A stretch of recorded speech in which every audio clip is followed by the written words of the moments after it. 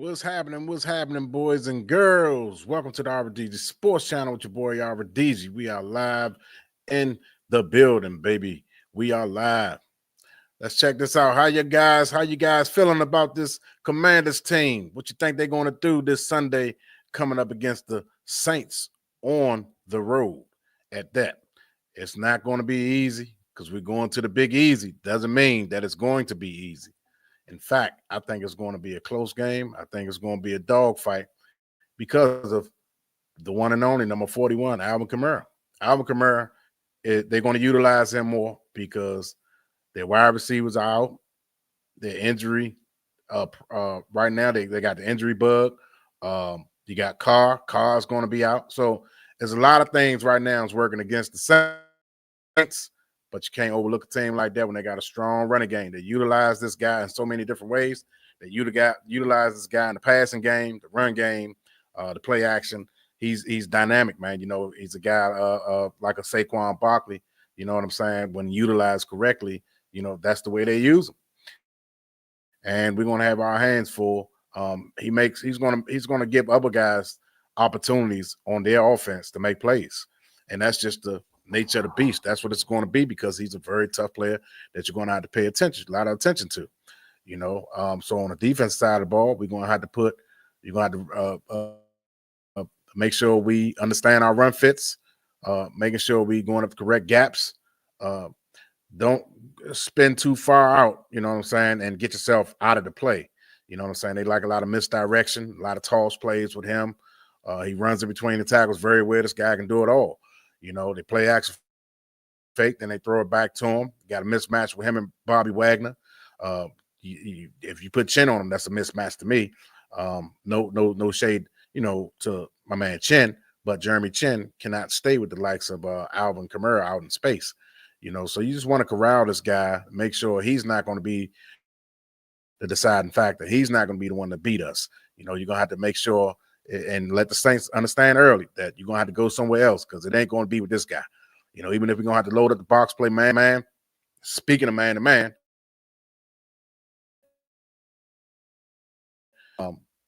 Lattimore.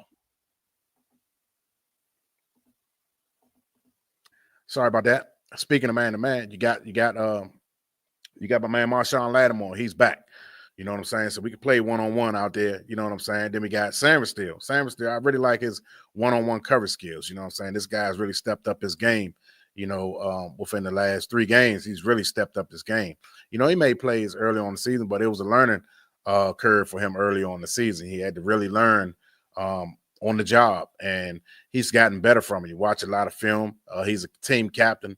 Well, I'm not going to say he's a team captain, but they look for him like, and I was listening to Dan Quinn press conference today, and he was speaking highly of Mike Sainristil. You know what I'm saying? And I really like this guy, and he was like the team really respects him. They look up to him for leadership. You know what I'm saying? He's one of the leaders on the team. He said, "Let me say that." He said, "That's what I feel. That's how the team feel about him, and that's how I feel about him." So Mike Sainristil has been playing very well as of late. So I feel good about our chances on the outside, which allow us to really concentrate on that run, shutting down that run also. So I think we're going to go in there, and I think we're going to shut the Saints down. I think we're really going to shut the Saints down. I don't think they're going to do a whole lot, you know, out there against us. But at the same time, I really don't see us blowing them out.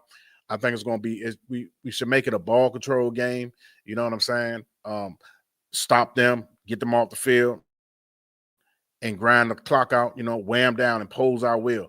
That's the type of ball game we should be playing out there against the Saints.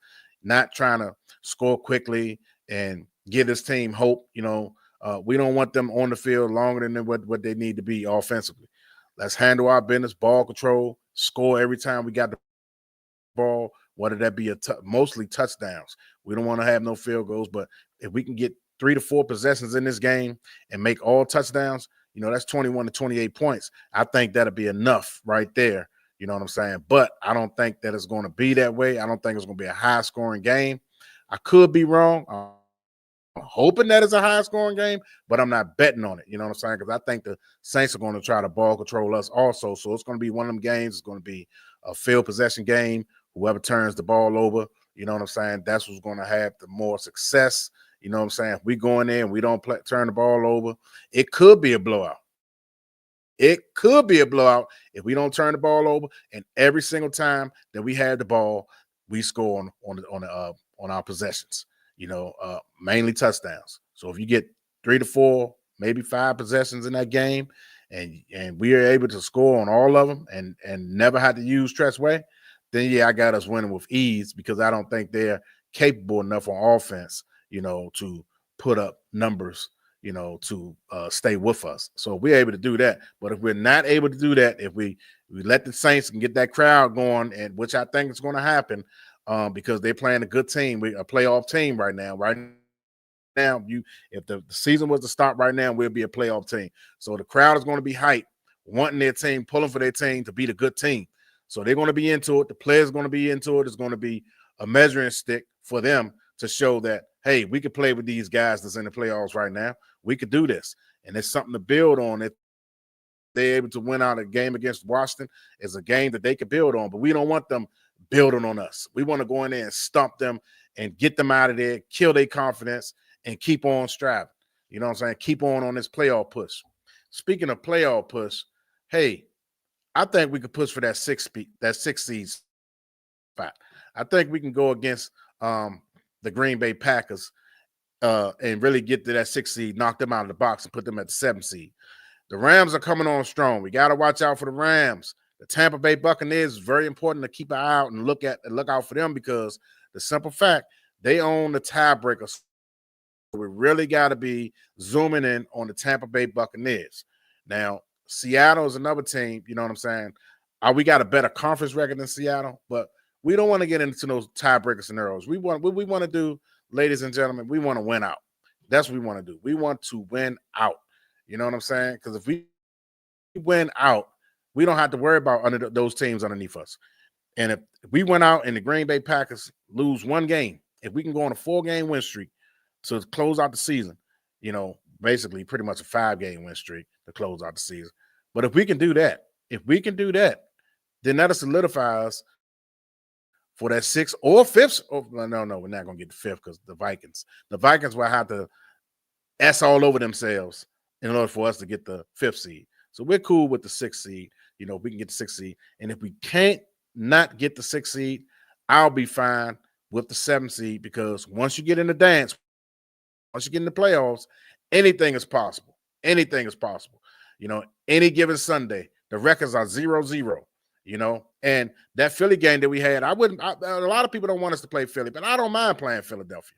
I don't mind playing Philadelphia, you know, because I felt good about us going against them the first time, and we didn't have Marshawn Lattimore or I think Jaden Daniels was nursing an injury also. So I think Jaden Daniels right now is back in full strength, and he's ready to go. And I think we're fully charged. We don't have Eckler, but can we get Eckler back for the playoffs?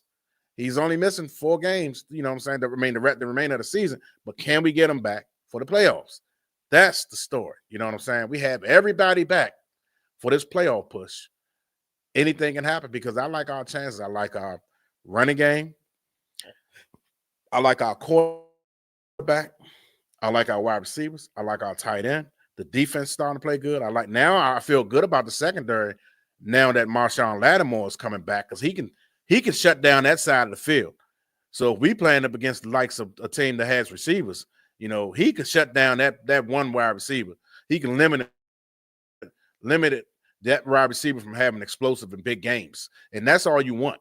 You want your cornerback to be able to neutralize. He's not going to shut great wide receivers down, but what you want your cornerback to do is neutralize a team's best wide receiver.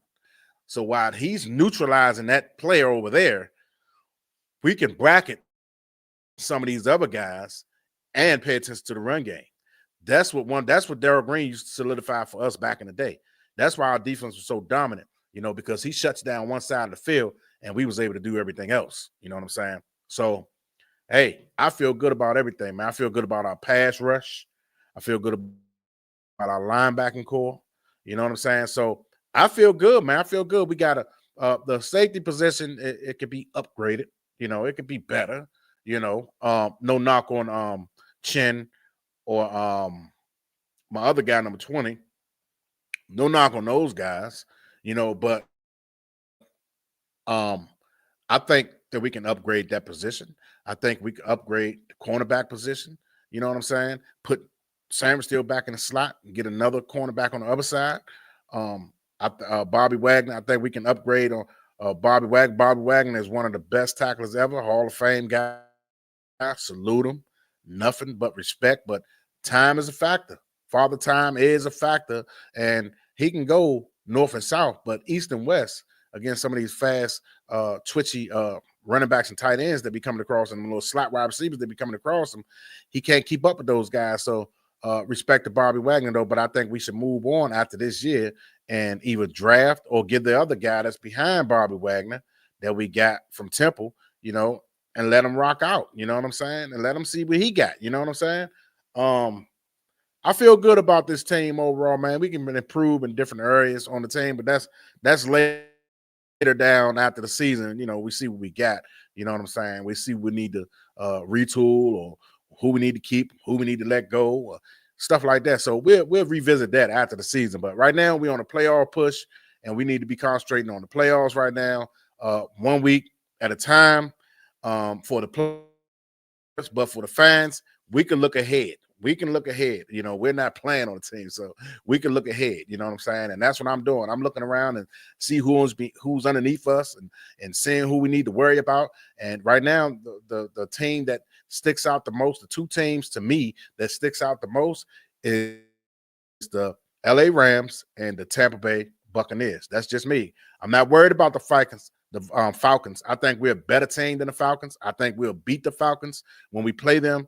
I think next week when we play them, I want to say, and I think we will beat them. You know what I'm saying? Kirk Cousins is essing all over himself right now.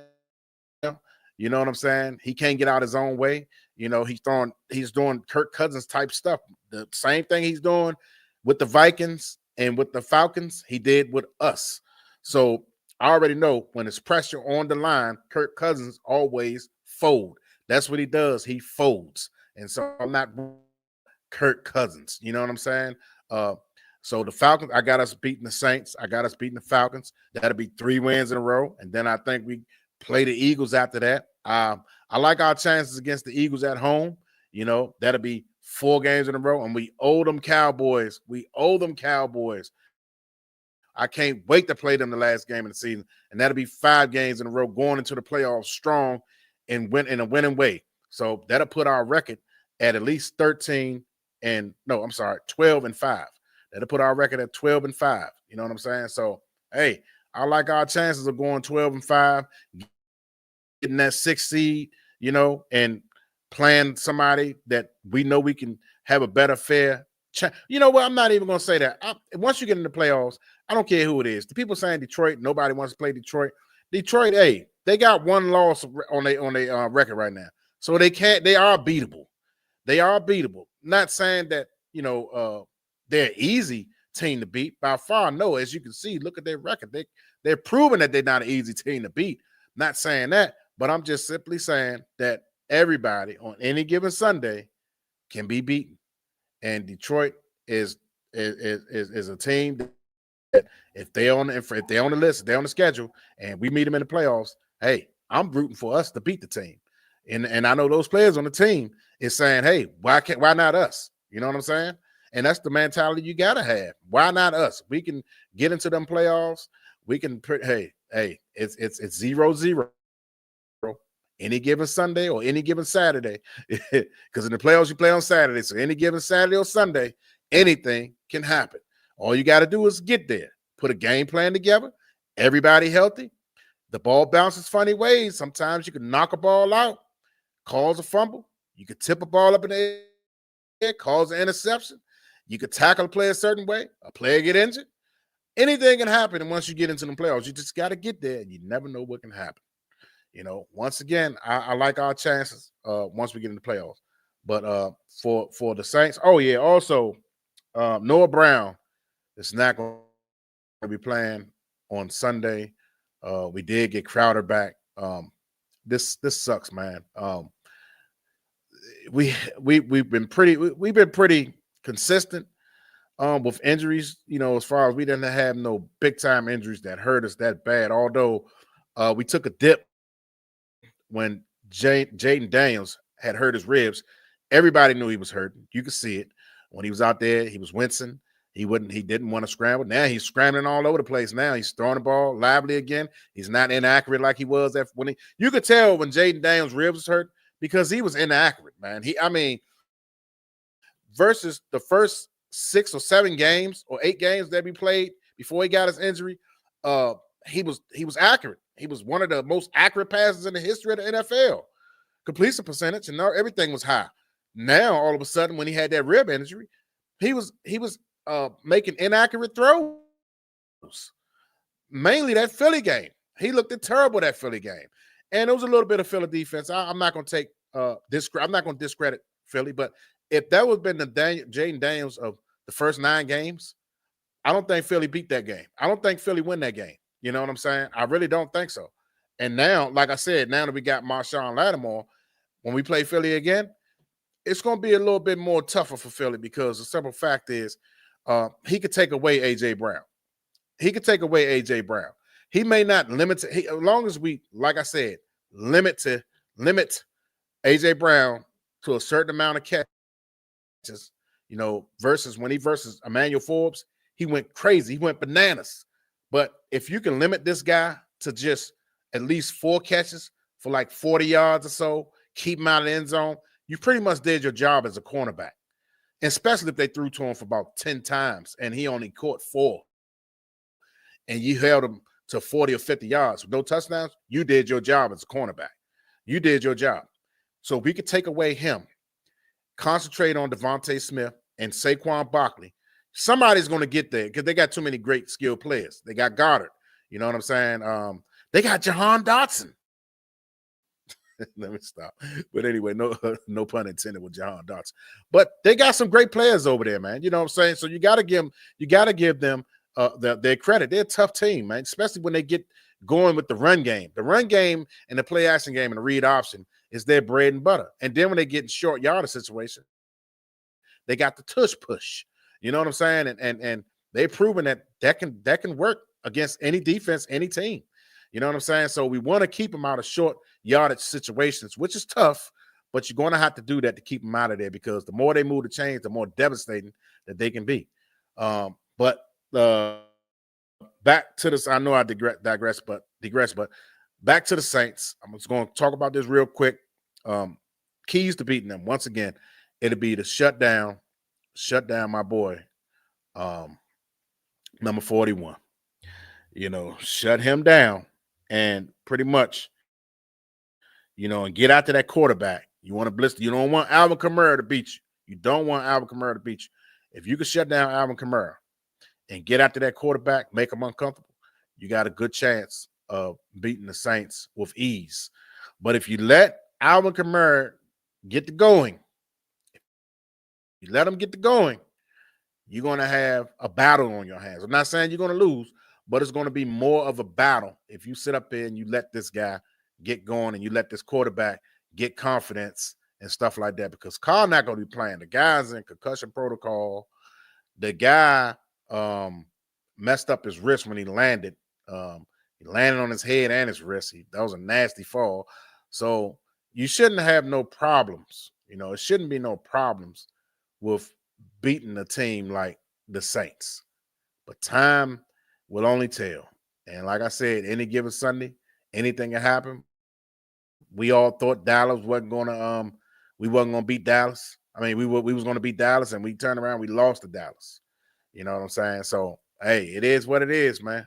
Hey, this is your boy Arbor DJ. I thank you all for tuning in to my live session. I'm nothing without you guys. If you like this video, please hit the like, share, and subscribe button. And don't forget to hit the notification button. You guys have been great. Thank you. Peace.